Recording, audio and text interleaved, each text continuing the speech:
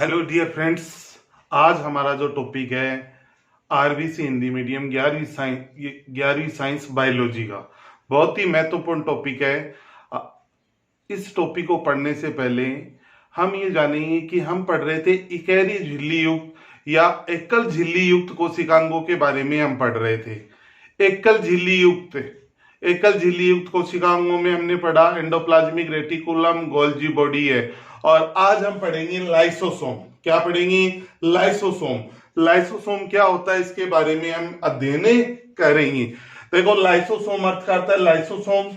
Lyso का अर्थ होता है डाइजेस्टिव, या डाइजेस्टिव का अर्थ होता है पाचन, और सोमा का अर्थ होता है बॉडी। क्या होता है? सोमा का अर्थ होता है बॉडी, यानी पाचक। बॉडी का मतलब का है? पाचक एंजाइम या पाचक का है, यानी वे इस जो लाइसोसोम है इसको पाचक एंजाइम पाए जाते हैं, जिसके कारण से क्या कहते हैं? लाइसोसोम कहते हैं। क्या कहते हैं? लाइसोसोम में कहा जाता है। इसकी खोज है वो डी ड्यूबे नामक वैज्ञानिक ने 1955 ईस्वी में इसकी खोज है वो की थी। खोज किसने की थी? डी ड्यूबे ने 1955 में लाइसोसोम की खोज है वो की थी। अब लाइसोसोम जो होता है इनमें उपस्थित पाचक एंजाइमों के कारण इनको लाइसोसोम कहा जाता है।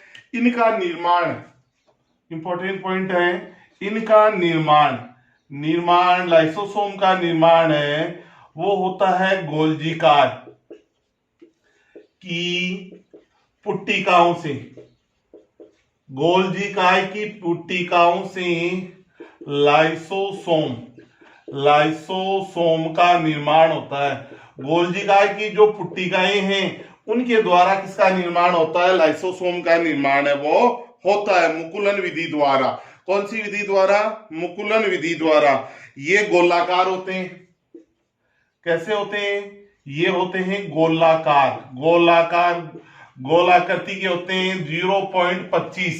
0.25 यूक्रोमीटर और 0.5 यूक्रोमीटर 0.5 यूक्रोमीटर व्यास के एकल कला से घिरे थैली समान कोशिकांग हैं, यानी गोलाकार है। 0.25 यूक्रोम के 0.5 यूक्रोम व्यास के ये पाए जाते हैं। ठीक है।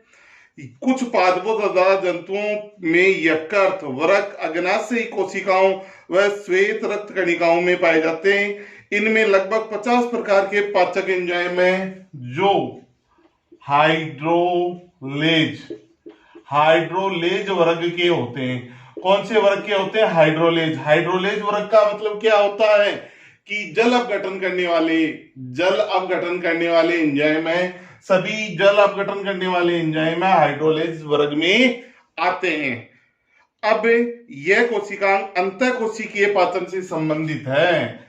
अंतःकोशिकीय पाचन से संबंधित है। ये किससे संबंधित है? अंतःकोशिकीय पाचन से संबंधित कोशिकांग है। ठीक है। अंतःकोशिकीय पाचन से ये संबंधित कोशिकांग है।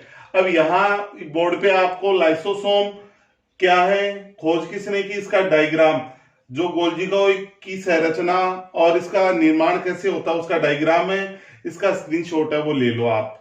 ठीक है। फिर इसके बाद में हम आगे पढ़ते हैं, तो फटाफट इसका स्क्रीनशॉट ले लो।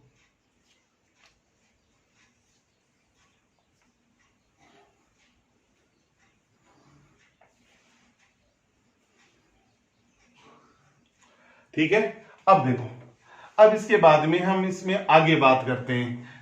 निर्माण हो गया, खोज किसने की, इसके बारे में जानकारी हो गई। अब हम पढ़ते हैं। अधिकांश कोशिकाओं में अंतःग्रहण एंडोसाइटोसिस की क्रिया दो प्रकार से होती है। पहली होती है फैगोसाइटोसिस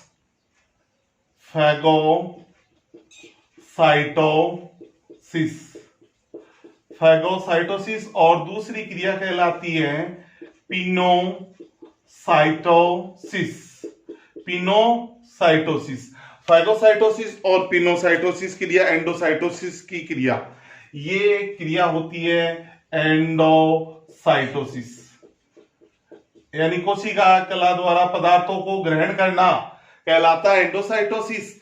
और एंडोसाइटोसिस क्रिया दो प्रकार की होती है, फैगोसाइटोसिस और पिनोसाइटोसिस के रूप में। प्रथम में भोजन यानी जो फैगोसाइटोसिस है इसमें भोजन है ठोस रूप में, यानी भोजन इसमें भोजन है वो ठोस रूप में ग्रहण किया जाता है, ठीक है।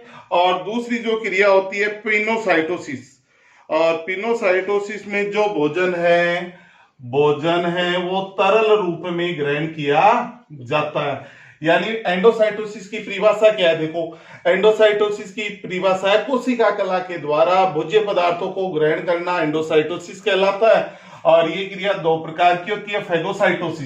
फैगोसाइटोसिस की परिभाषा है भोजन को ठोस रूप में ग्रहण करना, क्या कहलाता है, फैगोसाइटोसिस।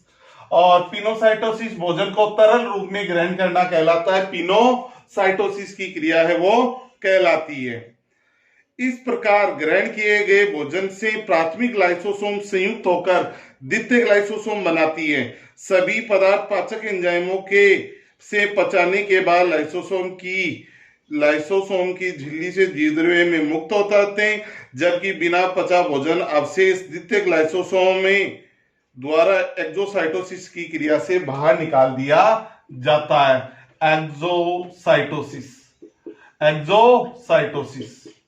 एक्सोसाइटोसिस की क्रिया क्या है, उत्सर्जी पदार्थों को बाहर निकालने की जो क्रिया है वो कहलाती है एक्सोसाइटोसिस की क्रिया है वो कहलाती है।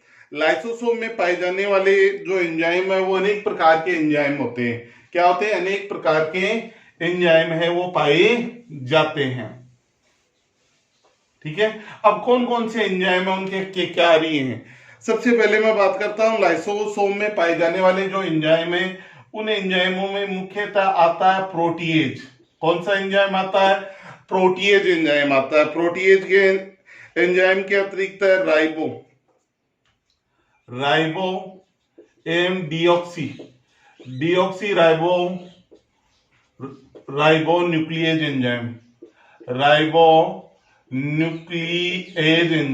डीऑक्सी राइबो न्यूक्लिएज एंजाइम आता है। इसके अतिरिक्त आता है सल्फेटेज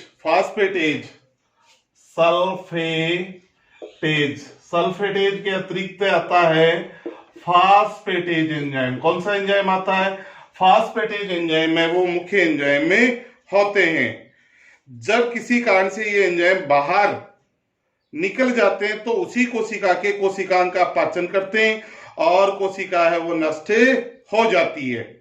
इसीलिए इसको आत्मघाती थैलिया है वो कहा जाता है, आत्मघाती थैलिया। इसका नाम क्या है, आत्मघाती थैलिया है वो इसे कहा जाता है लाइसोसोम को। क्यों इसलिए कि लाइसोसोम जो होता है इसमें लगभग 20 प्रकार के पाचक एंजाइम है लाइसोसोम में, और इनमें प्रोटीएज है, राइबो और डीऑक्सी राइबो न्यूक्लियस, सल्फेटेज, फास्फेटेज। ये जो एंजाइम होते हैं अपघटनीय प्रकृति के होते हैं। जब किसी कारण से ये बाहर निकल जाते हैं तो अपने ही कोशिकांगों का क्या कर देते हैं, पाचन, और कोशिकाएं क्या हो जाती हैं, नष्ट हो जाती हैं। इसीलिए इसे कहते हैं आत्मघाती थैलिया। इंग्लिश में बोलते हैं सुसिडल बैक्स भी कहा जाता है, सुसिडल बैक्स भी इसे कहा जाता है। यहां से ये इंपॉर्टेंट प्रश्न है वो बनता है, इसका स्क्रीनशॉट है बोर्ड से ले सकते हैं।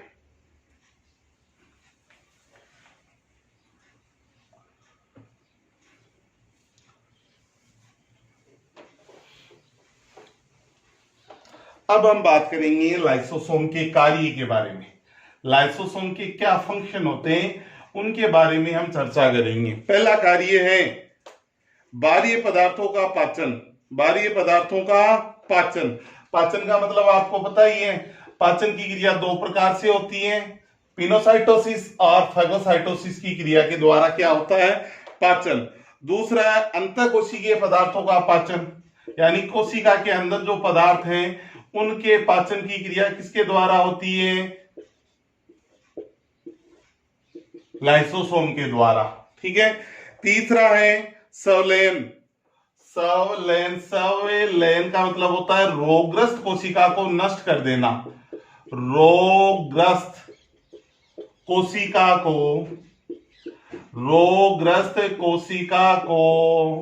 नष्ट करना।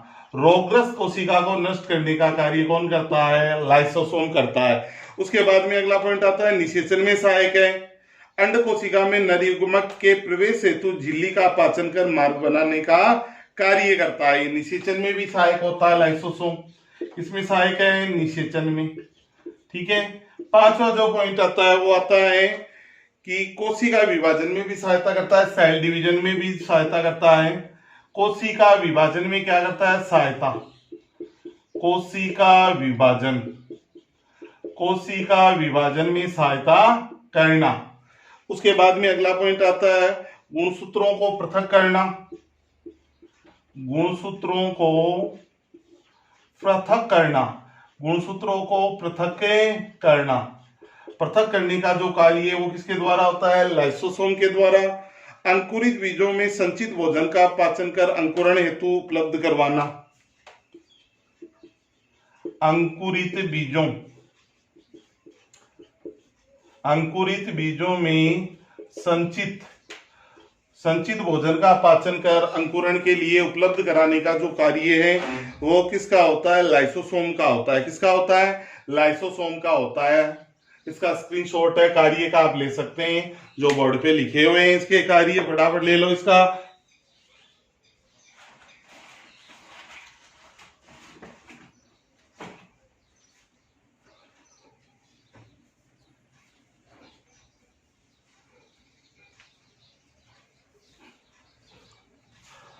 ये था हमारा टॉपिक लाइसोसोम।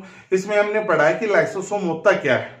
लाइसोसोम है वो एक पाचक का है, यानी लाइसोसोम में पाए जाने वाले पाचक एंजाइमों के कारण इसे नाम दिया गया लाइसोसोम। खोज की थी ड्यूब ने, इसकी खोज की थी।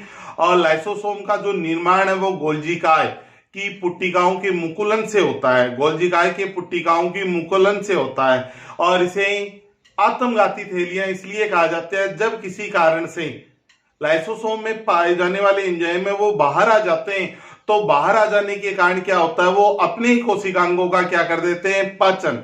और अपने ही कोशिकांगों का पाचन करने के कारण से कोशिका है वो नष्ट हो जाती है, इसलिए इसको कहा जाता है आत्मघाती थैलियां। तो ये छोटा सा एक टॉपिक था इंपॉर्टेंट, तो इसको वीडियो को शुरू से लेकर लास्ट तक पूरा देखिए। और यूट्यूब चैनल रतन तंवर को लाइक कीजिए, शेयर कीजिए, कमेंट कीजिए और अधिक से अधिक वो सब्सक्राइब कीजिए। ओके, आज के वीडियो में इतना ही।